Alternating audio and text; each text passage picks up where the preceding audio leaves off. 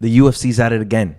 It's time and time again that we come together to talk about UFC judging and the inconsistencies of the sport. Ladies and gentlemen, last night, Valentina Shevchenko and Alexa Grasso faced off for the second time, and it ended in a draw, leaving Alexa Grasso with the belt. Is there a problem with that? Absolutely not. But I do want to say that I feel that Valentina Shevchenko did just enough to win that fight. It was a clear 3-2. But what makes the difference is that Mike Bell scores the fifth round, a 10-8 round for Alexa Grasso, leaving that scorecard at 47-47.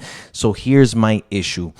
Alexa Grasso was getting beat that whole round. The jab was consistent for Valentina Shevchenko. She was successful standing. With the last minute and 30 seconds, Alexa Grasso, actually, Valentina Shevchenko goes for a trip, which she shouldn't have done. It was a very bad call on her part.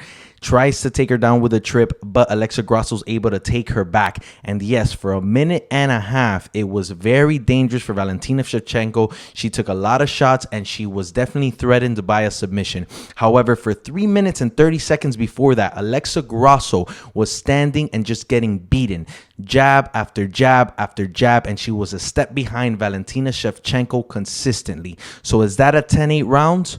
Who knows? Why? Because we have inconsistent criteria. We have inconsistent judging, because there's no reason for everybody else to score that 10-9 Grasso and for Mike Bell to come in and score it 10-8. Yes, the judge it's up to his discretion. However, it's these inconsistencies that for me are what make this sport a little iffy at times. And I'm not talking about a Sean O'Malley versus Piotr Yan. I'm not talking of even a clear robbery where Paddy Pimblett fought Jared Gordon. We're talking about a pretty close fight where it was a good fight, but it's a clear 3-2. And let's go over some of these rounds, right? Number one, everyone gives to Valentina 10-9, and I think that's fair. She came out crisp. Alexa Grasso, again, a step behind. Valentina was landing a lot of leg kicks, and she consistently had her jab going.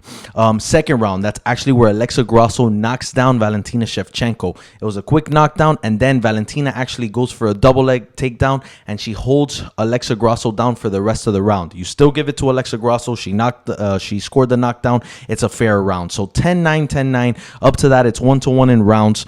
We go into the third round, a clear Valentina Shevchenko round. She just dominates Alexa Grasso. That's complete domination. Round 4 is where we get a little close, because Valentina Shevchenko actually takes some bad knees from Alexa Grasso towards the end of the round, where she's just in the clinch and then she kind of drops down.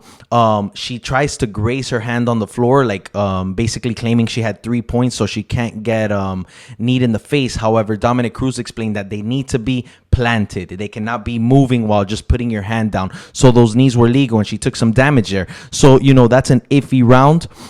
So we actually have someone scored for Grasso. Well, I'm sorry. We have, 1 for Grasso, 2 for Valentina. So up to this point, Valentina has 2 scorecards in her favor going into round 5. Round 5, you got to give it to Alexa Grasso just because of the last minute and a half. It was that dominant where I think you give it to her, but it's a 10-9 round. So if you ask me, one judge would have ended up scoring it for Grasso, because whoever gave her the 4th round, which was Sal D'Amato.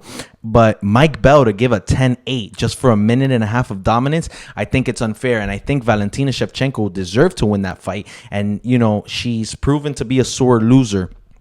But I kind of got to agree with her. She comes out and says, they gave her that fight because of Mexican Independence Day, which was, I believe, the 15th. And you know what? I don't put it past the UFC. And it's not really the UFC. I think the judges are in bed with the UFC. And Valentina Shevchenko has been a dominant champ, someone who brings revenue. But Alexa Grasso brings in a whole new fan base, right? The Mexican people, the Hispanic people love when they have their champions. And Alexa Grasso's doing a great job. A very well-spoken champion. She's very classy. And she has a whole huge Mexican fan base. And the fact that it was Noche UFC, I think it was given. And I think Mike Bell gives a 10-8 round just so he is not the one to make the decision. It was like a safe, here's a 47-47. And it ends up being a draw. And nobody likes that in a championship fight, right? Because we see Alexa Grasso get her hand raised and the belt wrapped around her waist. And she thought she won. She even mentioned it in the post-fight interview with Daniel Cormier, and he goes, well, it's a draw. She didn't even understand what happened. Her hands being raised, the belt around her waist, but it was a draw. So I think it's a little unfair. I really do think Valentina did enough. It was a clear 3-2. It was a fun fight, guys, but we're seeing too much inconsistency too often with the UFC and the judging, and I think we need clear criteria at that point. My friend texted me. He was like, "Oh, 10-8 should have been the second round. She got knocked down." It's never been that way, man. I've seen over 100 knockdowns in a round that go 10-9. It's just not like boxing. It's completely different, and it has to do with dominance. It has to do with almost finishing that individual, and it has to do with, I feel like, 5 minutes of dominance. I don't think you give a 10-8 round just because for 1 minute someone was close to finishing that opponent. But what do I know? Let me know what you think in the comments. Be sure to subscribe, and I'll see you later. MMA Casual out.